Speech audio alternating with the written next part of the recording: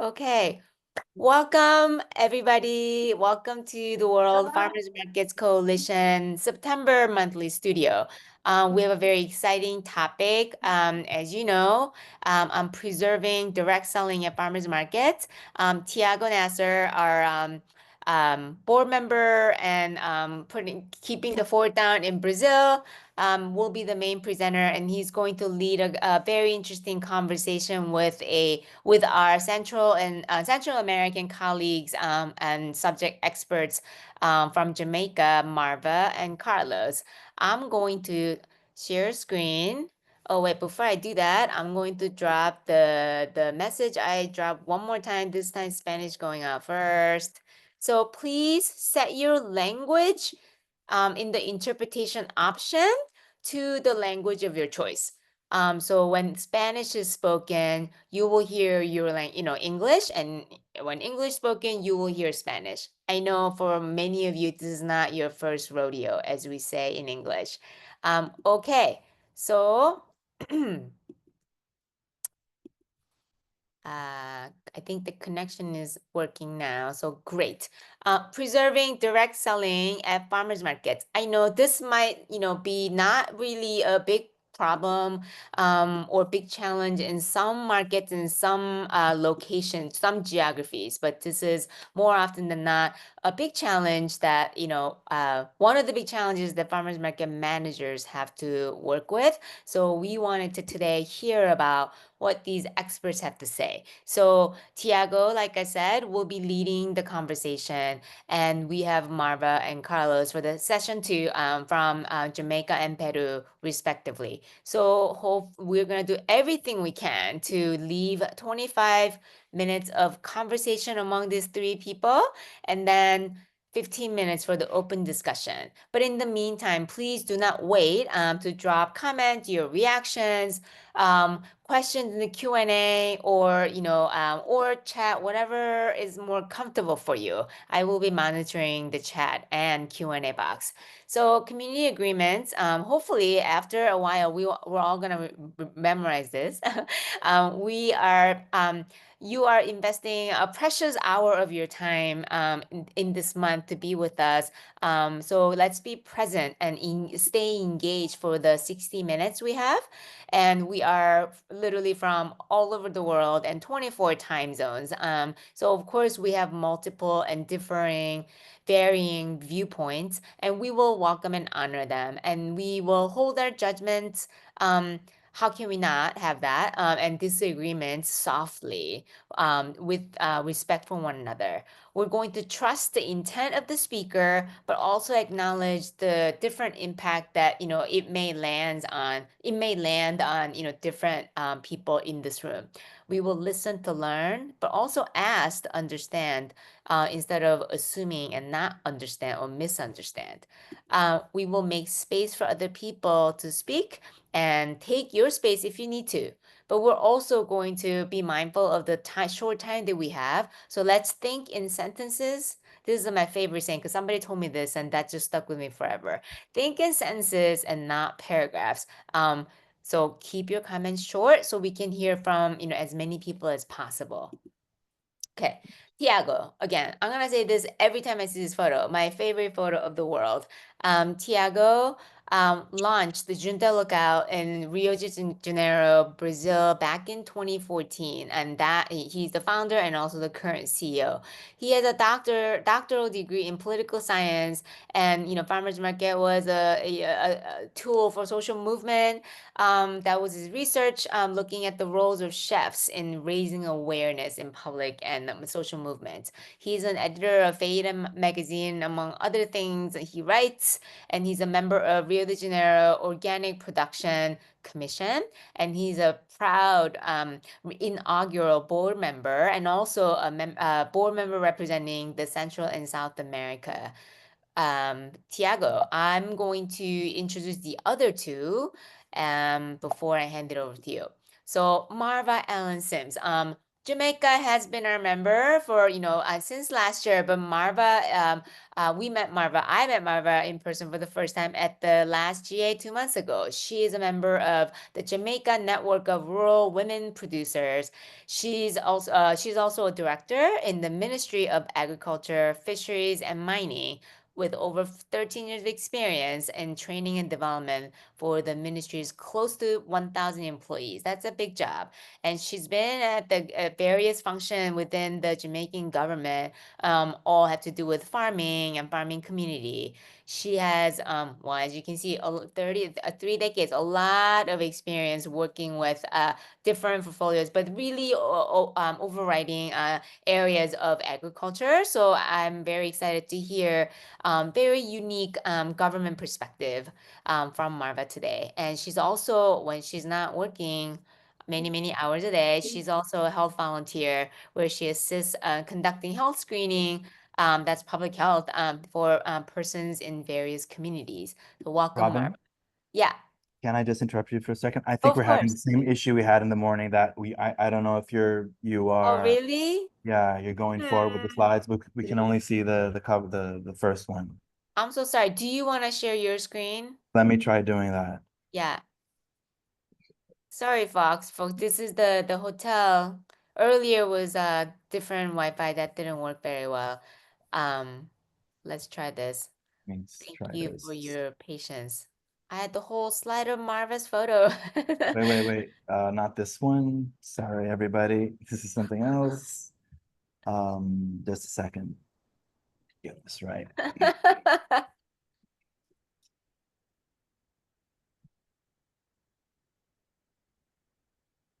Okay, here we go.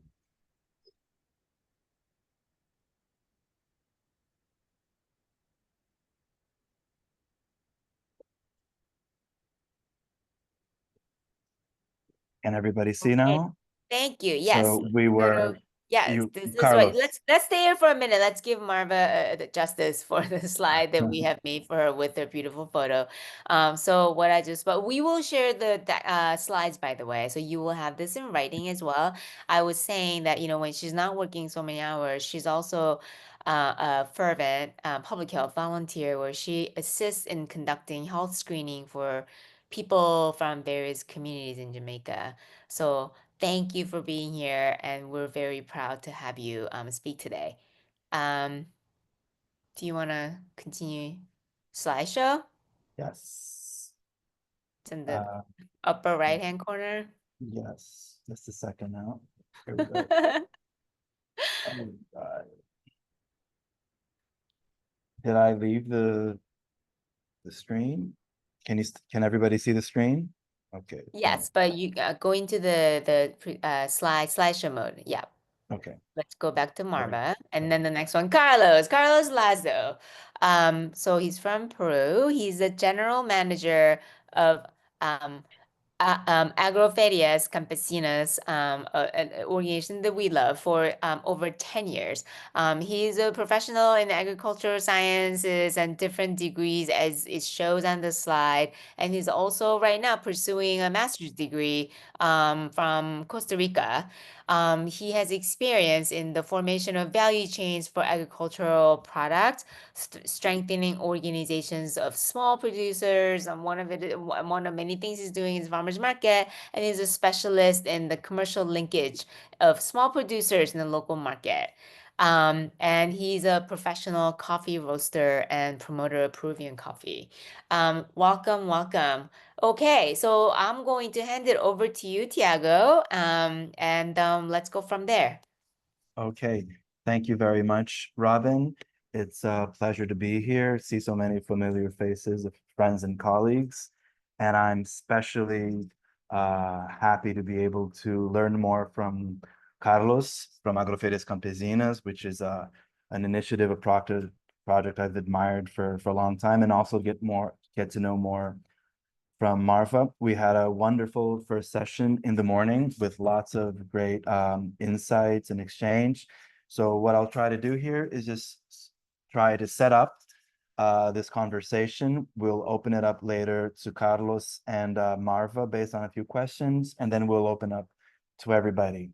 So as everybody knows, farmers markets are one, within the whole academic typology thing of within territorial markets, the farmers markets are defined by their recurrency and other things. But in every definition you look at, there's something about direct sales from farmers to consumers as a way to get rid of the middleman, as a way of increasing biodiversity, and for all the other reasons. What I think is interesting from the point of view of a practitioner is how each specific market all over the world translates this into principles for their own farmers or vendors. So if you look at different the websites or the guidelines or onboarding procedures of other markets, they'll either have a one stall or one tent, one farmer rule, or they'll have the slogan, make it, bake it, or grow it, which sort of translates this. And it's also interesting to see how this gets how this is used in the selection process and so on. So this is the theory of every farmer's markets, of every farmer's market. This is what everybody wants. However, as practitioners, we're always, on the ground. We know that there are many challenges in applying these rules in reality. First of all, of course, there are economic, social, institutional, and geographic factors. So just speaking from our experience in Brazil, sometimes a farmer is really far away from an urban center and can't drive all the way down, or doesn't have the money for gas.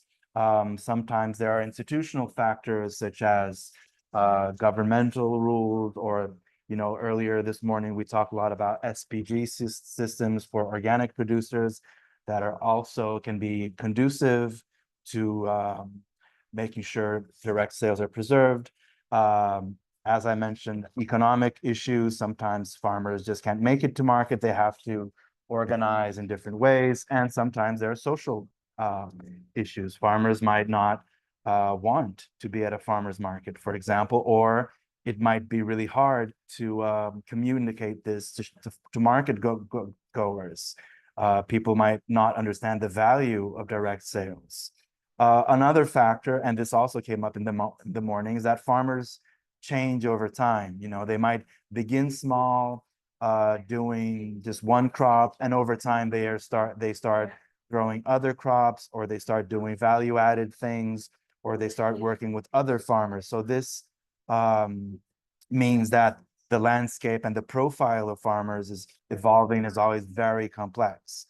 And also, another very important factor is just the fact how each market tries to balance convenience and marketing for their market. So they might have other types of vendors, they might have other kinds of products as a way to make sure they'll get the dollars or the feet and bags each weekend at the market. So this might mean compromise. So the big conclusion here is that market organizers are not just policemen that enforce these lofty rules that are created.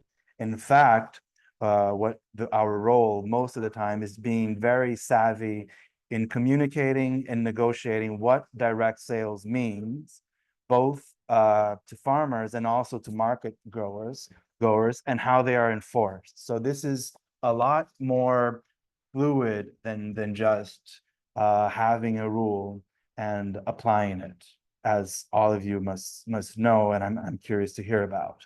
So what can be observed within the whole spectrum of markets is that everyone tries to have very clear rules and criteria in their onboarding process. Like if each market is a country, they all have their own constitutions, right? So what does direct mean? What are the exceptions to this rule? Is there sort of a penalty system? Does a farmer get immediately kicked out if he or she is caught selling something that is not theirs, and so on. Is there a fine or is there a conversation?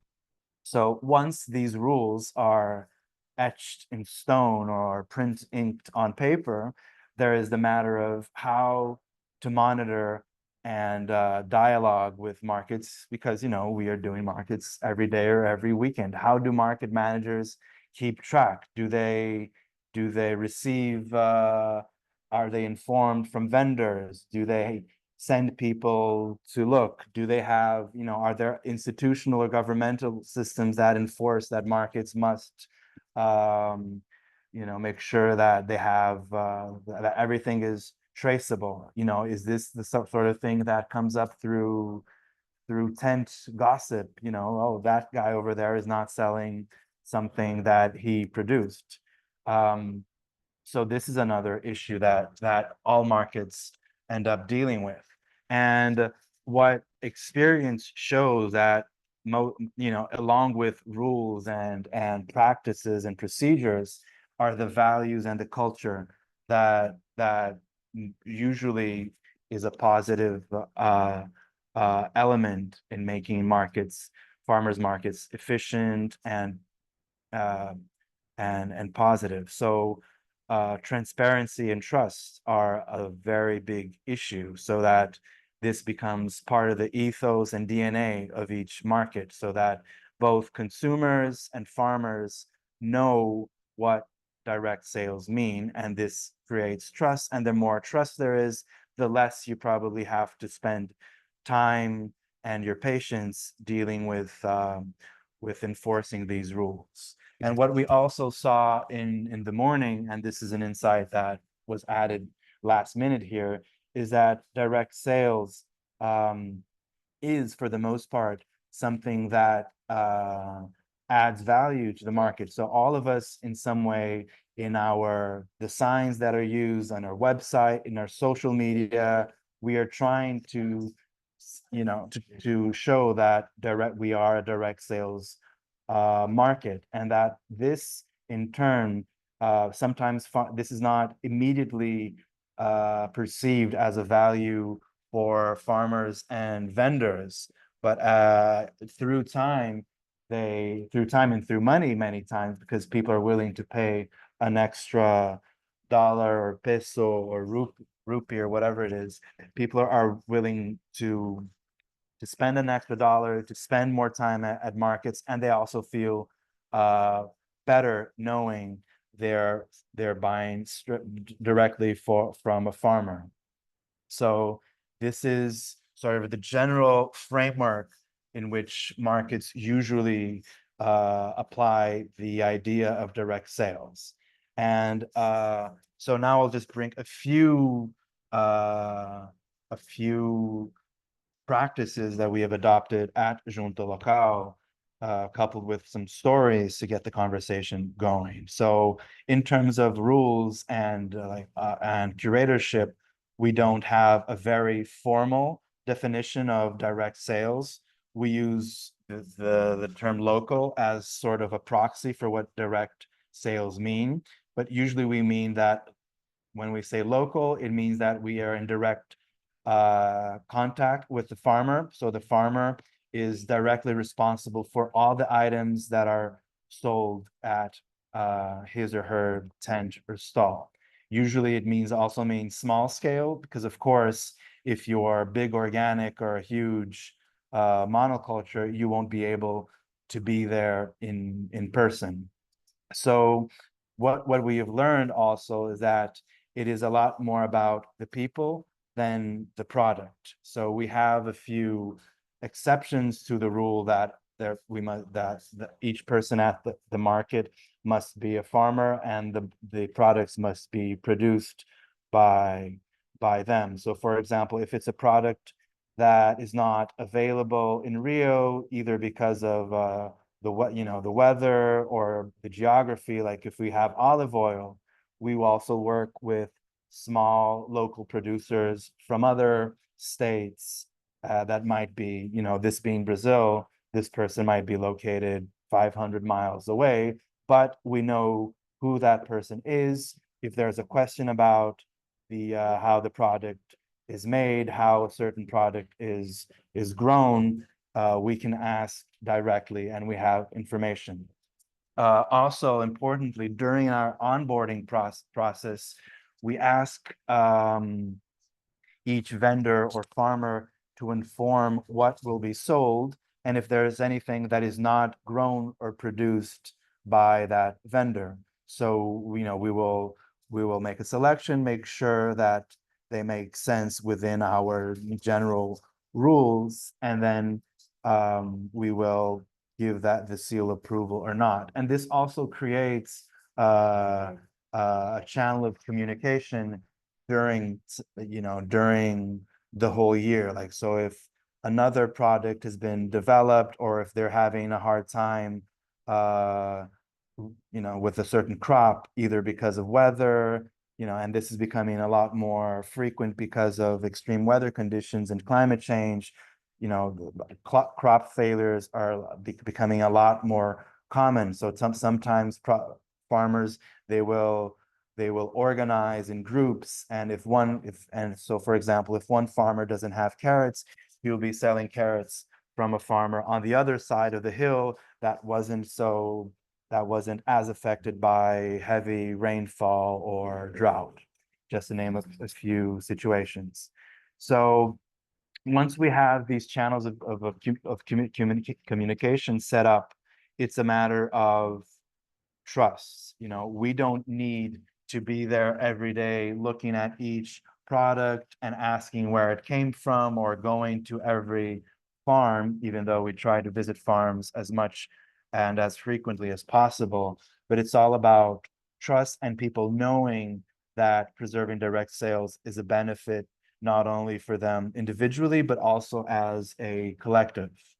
And last but not least, the matter of adaptation, because we've been looking at this a lot since the pandemic, and also with harsh weather.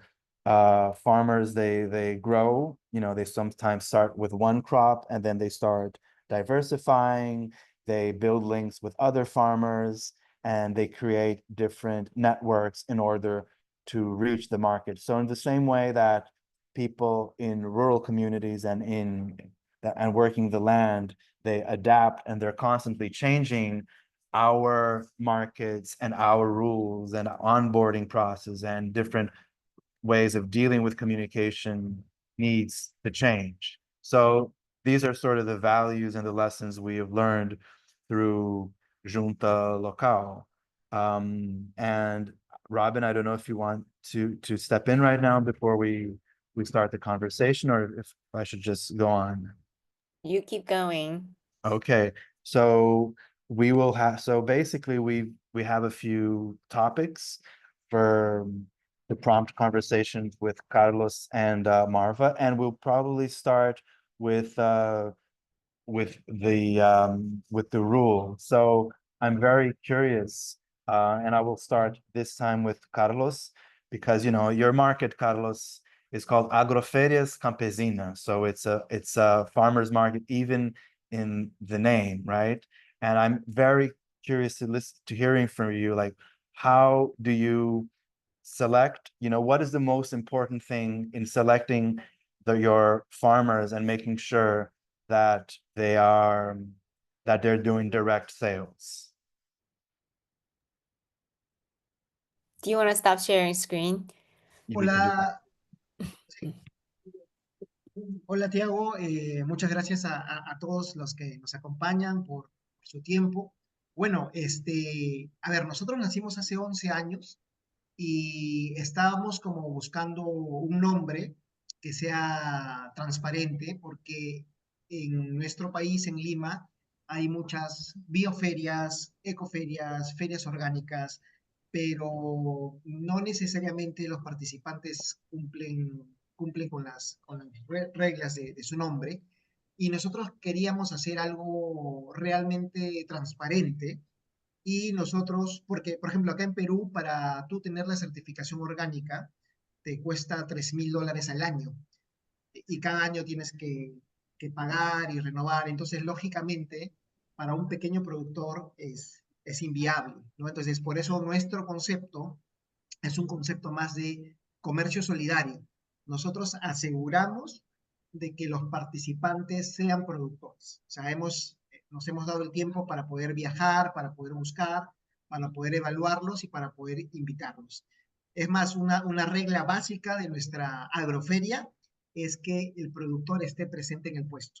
El productor, el hijo o el sobrino que de repente está en la ciudad y el productor está produciendo, pero procuramos que la cadena no se rompa, ¿no? Entonces, esa es una regla básica. Entonces, hace 11 años cuando nacimos, eh, hicimos encuestas a la ciudad y fue muy sorprendente porque la ciudad nos decía que no necesitaba una feria de productores porque para eso existía el supermercado, existía el mercado y además que el productor era sinónimo de desorden, de caos, de bulla y que no quería eso en la ciudad. Entonces nosotros por eso propusimos hacer una feria muy bonita, muy ordenada, llena de colores, muy limpia, para demostrar que los pequeños productores sí podían hacer cosas de altos estándares, pero cuando ya teníamos todo bonito, nos dimos cuenta que nuestros participantes eran terribles porque teníamos productores huraños o malhumorados, poco amables, habían productores que hacían trampa, ¿no? Venía alguien con muchos recursos y le cobraban más, otro con menos recursos y cobraban menos, ofrecían productos de mala calidad. Recuerdo un episodio que siempre lo cuento, es que acá en Perú tenemos muchas variedades de quinoa y una productora ofrecía una quinoa roja, que es una quinoa muy especial, y la casera, ¿no? La consumidora, cuando llegó a la casa lo lavó y salió todo el tinte, ¿no? Entonces, obviamente, había falsificado este producto. Entonces, teníamos un grupo de productores que iban y generaban como desorden o caos, ¿no? Entonces nosotros decidimos hacer una evaluación muy fuerte, como al primer medio año de haber empezado, y lamentablemente invitamos a que estos participantes que hacían trampa, que no querían obedecer, que tenían una mala conducta, salgan de la feria. La feria era muy pequeña, o sea, no había clientes y ellos se fueron felices porque como que no perdían nada, ¿no? Y nos quedamos con el grupo de productores que sí quería trabajar.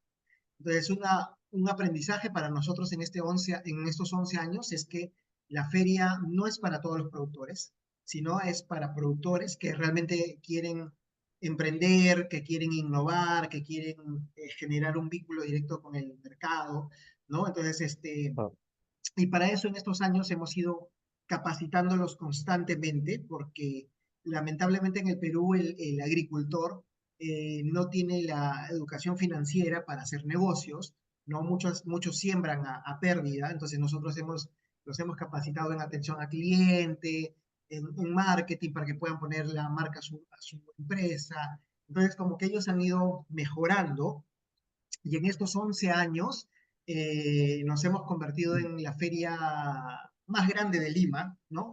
Recibimos aproximadamente 5.000 personas cada fin de semana, tenemos 80 puestos, pero hasta el día de hoy, han pasado 11 años y hasta el día de hoy nosotros tenemos supervisión constante, ¿no? Somos un modelo autosostenible, entonces el productor paga una tarifa por participar y esa tarifa se revierte contratando gente que hace la fiscalización.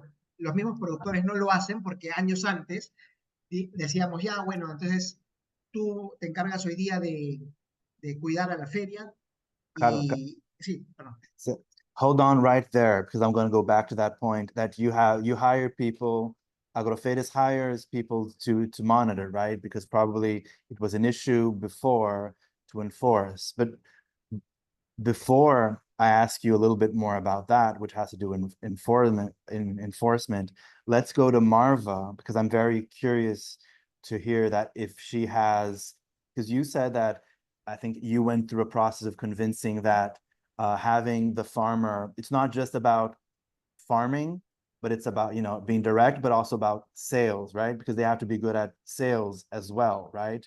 Sometimes we just suppose that the fact that a farmer is there, that she or he, they're the best salespersons because they know about the product. But I think you brought a very interesting point about training and capacity building and getting them involved in selling. So I'm curious because I think Marva does a lot of not only, you know, screening, but also capacity building. Marva, can we hear about a little bit from you about how you guys go about the rules for direct sales in Jamaica? And if you were just looking at, you know, whether these people, these women, for the most part, right, are farmers, or if they're good sales women in direct sales. All right. Good morning, and thank you. Morning to everybody. I have been listening, and I remember when I was at the GA, and you know, got a little more into this concept of farmers markets. I really thought, where are we in Jamaica? Because our operations are not like that at all. Or farmers markets, we have general markets, but we have a few farmers markets around the island, and quite a few of these were organized after or almost to the end of the pandemic. So for instance, we have one here at the office, which we have every last Friday of the month. And that is organized by the ministry. So we have vendors who come. We have a few farmers who come, but in the main, we have persons who, well, you would call them the middlemen. There are persons who go around and buy from others, and they come and they sell, because you spoke to the whole matter of marketing, and many of our farmers do not get involved in that because, one, the literacy level, two, the time that it takes to leave their farms to come and to a market, and basically they really don't have the time, and they wouldn't want to come. Transportation issues are also heard mentioned. You know, it's costly to come to a point to sell your produce. So in terms of regulation by the government or by any group at all, we do not have that. Persons come, they sell for whatever it is they want to sell. We also are not organized in the way where you have, as Carlos, you say, you have an established farmers market where you have persons who you employ to go and check to see if these are bona fide farmers. You have persons who help with the accounts. And when I met Maritza from New York, and she was telling me what she did over the years in terms of organizing these farmers markets, I'm saying perhaps in Jamaica, in the future for us, that may be something that we can do, especially for our women, because in the network, we do have women who farm. Like in St. Thomas in the eastern section, you have persons who do carrots, and they will, you know, go and sell their carrots. And there are times when persons don't necessarily go to the markets, but they sell in a little space, and they will sell their things directly. But in terms of the structure, the procedures, the you know, how you set prices and all of that, that's not how we organize our farmers markets in Jamaica.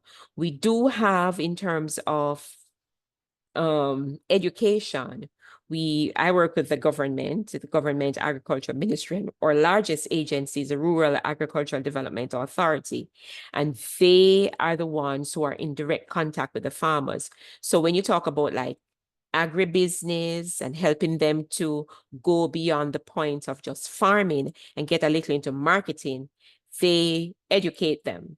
So the sessions are structured. they organize these sessions in various parishes, and you have the farmers who come. You do have too the Jamaica Agricultural Society that organizes training too for our farmers, and they are in direct contact with the farmers. But in terms of a farmers market, which is managed by a manager on a regular basis, and in terms of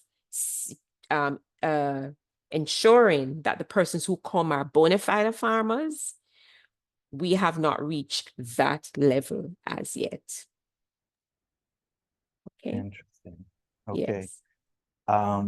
Let me go back to Carlos's, where Carlos was going, because he was saying that they hire people, you know, since they have fees and they charge the markets, they have a team that goes to markets, if I understand correctly. So I think it would be interesting. And we also have a team, like they're right here. Let me say hi to Maria over there, just going off. Oh, that's script here, like, wonderful. Hey, team. other market managers over there. So for example, Adjunto Local, one of the things that a market manager will do, like one of the people in our team, they'll see, you know, make sure that the tents get there on time, that, you know, cleaning staff is there, but they also have this feeling, they know, you know, they'll raise a flag when they see that, you know, if it's not mango season and there's a mango at the tent, or if a producer who makes cheese is selling, I don't know, like a cake or just something else, they will have a flag. How does it work in in Sí, agroferias, Carlos? And do you have any examples of what happened, you know, of sí, situations in which that happened? sí, eso es un trabajo muy duro y ha pasado bastantes años que hemos ido evolucionando. Eh, no es que nosotros hayamos creado las ferias en el Perú existen desde hace decenas, cientos de años, ¿no? Pero, por ejemplo, yo ayer estaba conversando con el alcalde de un lugar en el que hacemos la feria, que quería cerrar la feria, porque él decía de que en Lima hay muchas ferias y para qué, muchas ferias de productores y para qué una feria. Entonces yo le explicaba de que yo la vez pasada conté 20 ferias, los sábados y domingos en la ciudad, y esas 20 ferias solamente hay dos o tres que son realmente de productores, pero todas usan el nombre Feria de Productores y hay productores que venden manzana chilena, o sea, obviamente eso no se produce en el Perú y es un intermediario, o venden juguetes o venden otras cosas. Entonces, nosotros siempre hemos apelado a la transparencia, pero nos dimos cuenta de que otras ferias estaban mal organizadas porque entre ellos mismos trataban de regularse. Y eso nunca va a ser posible porque tú siempre vas a buscar tu propio interés. Vas a decir, ah, yo estoy bien y él está mal, ¿no? Entonces, nosotros para no entrar a ese debate, decidimos que la feria funcione como si fuera una empresa. Entonces, nosotros tenemos un área de gerencia, tenemos un área administrativa, un área de contabilidad, un área de comunicaciones, de logística, y tenemos un área que se encarga de las BPM, que son las buenas prácticas de manipuleo. Por ejemplo, antes nosotros vendíamos en el suelo, ahora nadie vende en el suelo. Antes vendíamos un yogur o un queso que había viajado muchas horas para llegar a Lima, unas 10 horas, y estaba en todo el sol, entonces tú como consumidor lo consumías y te caía muy mal porque no había una cadena de frío.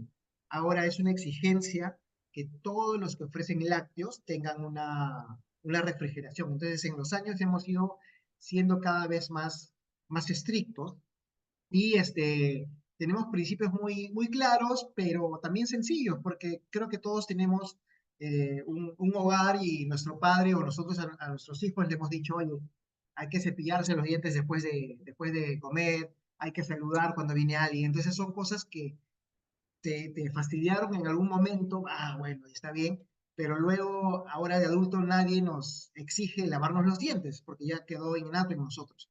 Entonces es lo mismo, ¿no? Ellos ya han aprendido a caminar solos y hace medio año logramos entrar a la Embajada de Estados Unidos para ofrecer la feria adentro de la Embajada de Estados Unidos. Y la Embajada de Estados Unidos es como lo más exigente acá en Lima, ¿no? O sea, nos revisaron de pies a cabeza, y nos evaluaron, y a ellos les gustó el orden de los productores y cómo ellos ofrecían sus productos, ¿no? Pero esto ha sido un aprendizaje a lo largo de los años, porque también hemos tenido muchos dolores de cabeza, hemos expulsado, ya seguramente conversaríamos más adelante, hemos multado y expulsado a muchas personas en estos años, ¿no?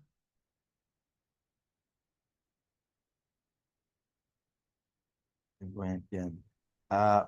So yeah, I was going to make the same question to Marva, but I Oh. understand you don't have, so you don't have a monitoring system, right? To ensure direct sales. Not yet. Not yet. Mhm. Hello? Tiago? Can you Yes, hear me? no, Yes, yes. yes. No, okay. So in terms of direct selling, no.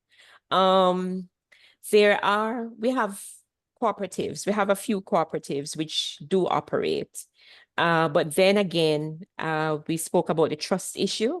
That's coming from way back when, the early 70s, when the government had its cooperative system. Farmers would sell, but if to the arrangement was, you sell to the cooperative, and then somebody would come to them with, offer them maybe a few dollars more, and then the cooperative doesn't benefit, and that fail. So the whole matter of trust is another issue that we have to talk about when it comes to direct sales and organizing farmers markets. What persons do, and I see a lot of in terms, like for us here at the ministry, we have, as I told you, the farmers market every last Friday.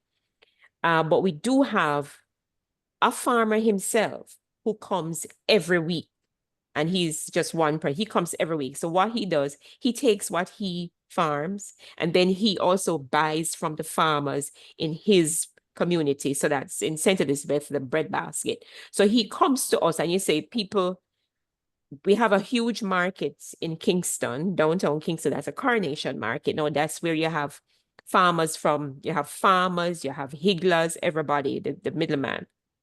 They go to that market.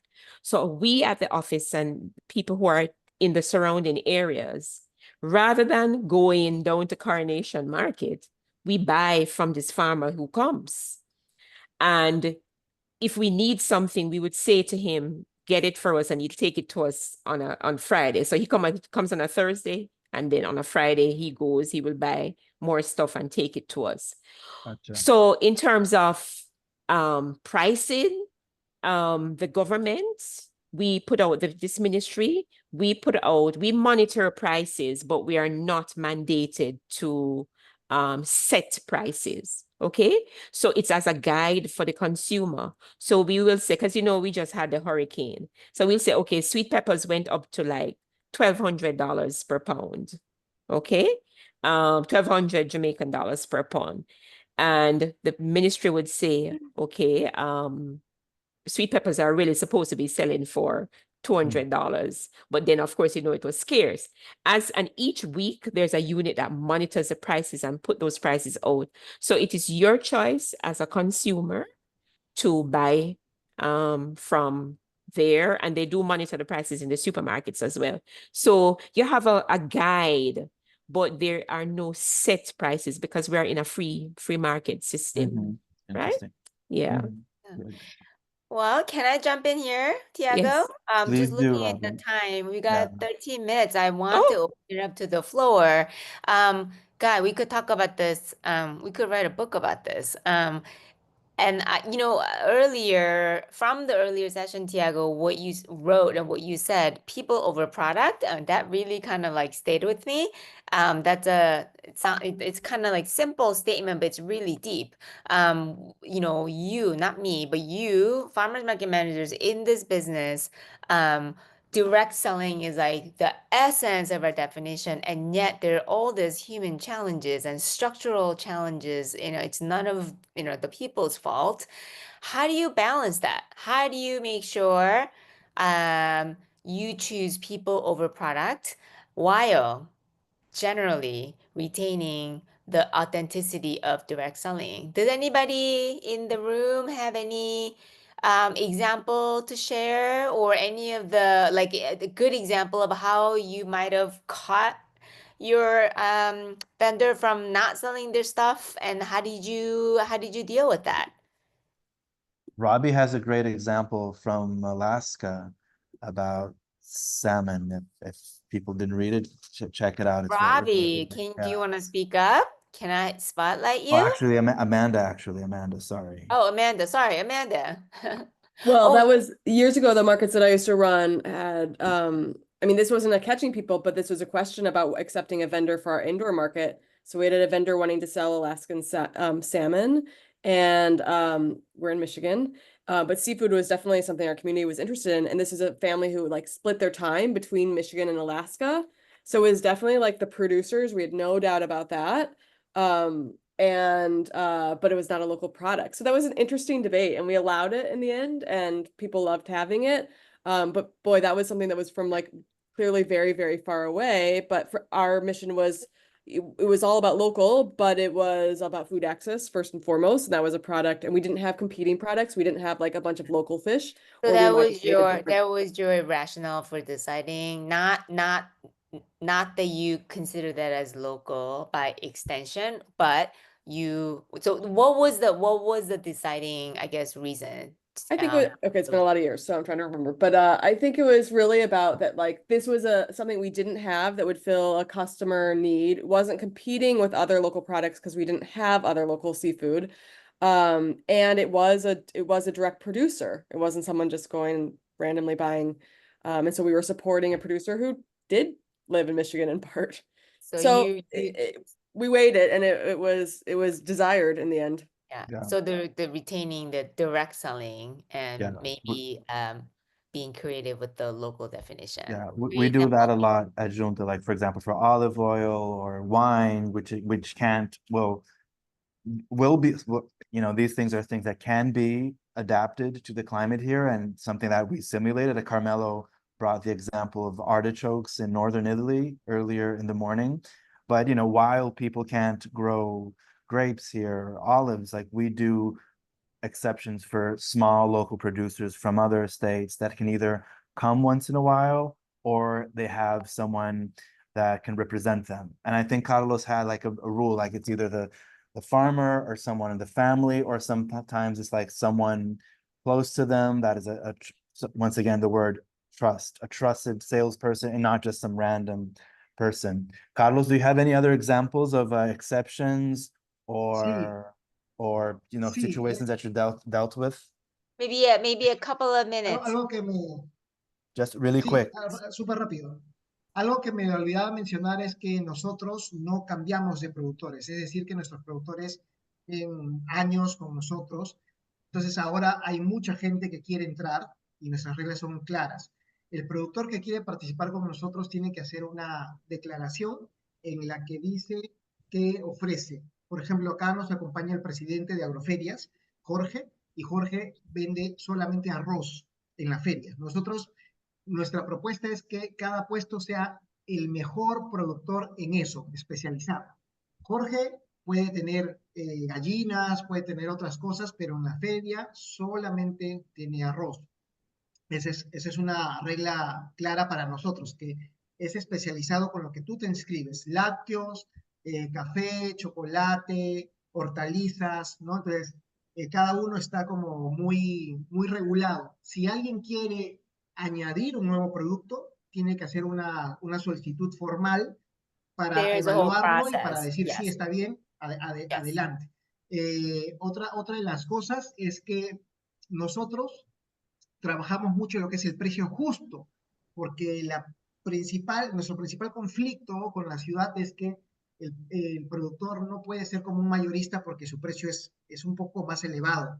Entonces nosotros tratamos de ofrecer un precio justo para el consumidor. No somos una feria súper cara, ni tampoco somos una feria mayorista. Nuestra propuesta es un precio justo, que el productor venda bastante, que venda volumen, y de esta forma va a ganar más. Ahora, con esto acabo. ¿Por qué los productores nos hacen caso el día de hoy? O sea, ¿por qué realmente poner una norma es muy fácil para nosotros y todos lo van a hacer? Por ejemplo, cuando llegó el COVID, nosotros descansamos un mes y ya estábamos como astronautas con nuestros trajes y preparados para atender el COVID cuando nadie los conocía, porque nosotros ya veníamos de un proceso muy, muy estricto. ¿Por qué?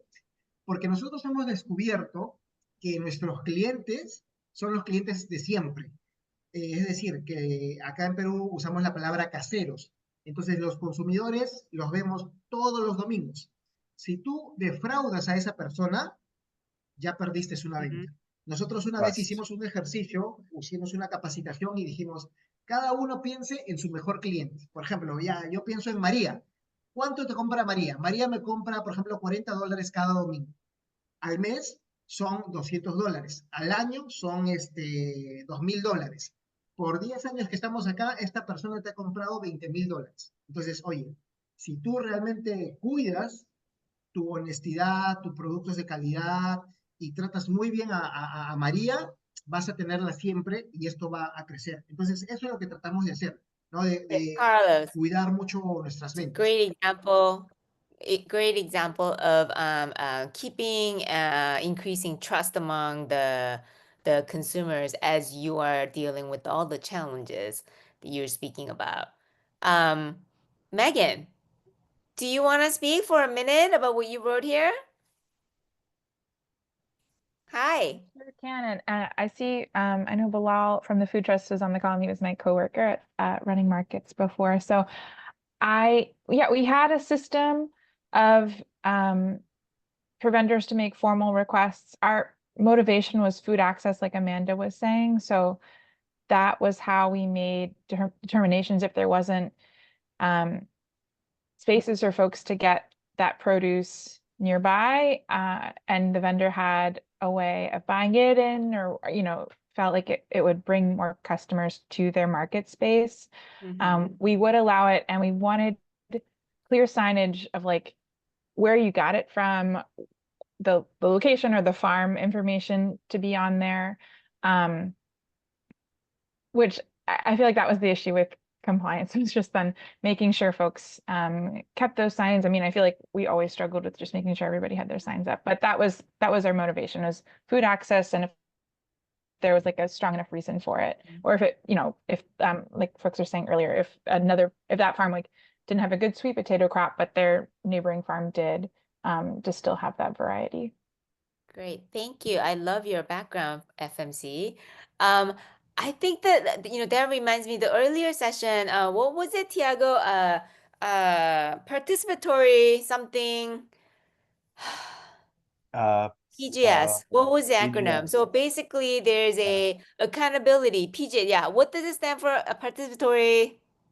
Carolina, Governance help me It's out. participatory guarantee system. guarantee system. Guarantee system. So Sri Lanka spoke about that. So, like a long story into one sentence, there's a community, like a consumer and like community stakeholder group to keep the sellers, the farmers and consumers and the market accountable to make sure that direct selling is happening. So there's a, participatory, I want to use the word audit just to, shorten my explanation of how, they really kept the group accountable by making sure they're selling what they're saying they're selling and what they're growing, and every 3 months or every X number of months that they'll go to like even like visit the farm to go so far to visit the farm to make sure that that is what they're doing. And some countries had no government, it's all civil society. Some countries had the government involved. So that is a really interesting. I wonder if any of you have that system in your community. If you can just raise your hand, because that really makes the farmers market manager's role very unique in that you're not the sole police, right? And you are responsible for holding that space where the civil society members are keeping one another accountable. Carolina, thank you. Do you want to we have 2 minutes, maybe 1 minute, share with us, Just how that works for 1 you? minute with the PGS, because we had a pilot study and I thought it was a very great experience because people went around to the farms. We chose a variety of farms, and sometimes, there are arguments between farmers. So some farmers went to the suspicious farms in their view, and they saw that people are growing stuff on their field. It was really great. Unfortunately, it wasn't sustainable after the pilot study. Like, farmers, they didn't have time to travel, etc. When we have a bit of funding, actually Slow Food gave us some funding to run the pilot. We got training, but then there is a whole system in place with the assessment sheet. So it's quite well prepared. The system is there, but just sustainability and time required is an issue, which was for us. Yeah. Robin? Yes. Yeah, I'd just like to say that for us, as I think perhaps as with the women in the network, we are poised to, it's a discussion that we're having, and it's something that I think we are we see where we can try to organize something that is, but if it's going to take some time. It's really going to take some time for us to get into that kind of a For space. sure. For right? sure. I mean, for everybody, yes, 100%. And really, because of there's so much the market managers can do, working with the existing structural issues, and funding is always an issue. But I think maybe the PGS might be a session that we hold to hear about, how some other countries are doing it, and really comes down to building trust. Literally every studio I've run since the beginning of World Farmers Markets Coalition, we all end with the moral of the story is we need to build trust. So with that, we're the hour passed. We're at the end. So much more to say, but thank you for being here. Tiago, thank you. Marva, Carlos, thank you so Thank much you for too. being here. I would love to hear from all of you. We will share the slides and the recording for both sessions, and you will hear from us soon on that. And also any follow-up conversation. Should we talk about PGS? Is there something more specific we need to talk about to share, with one another your good practices and how you might learn from the other countries? Please write me or write academy@worldfmc.org. Either one, I check them. So let us know how we can make this conversation even more helpful. I hope that you have a great rest of the week. And those who are coming to Slow Food, please look me up. And wherever you are, stay healthy and cool and content.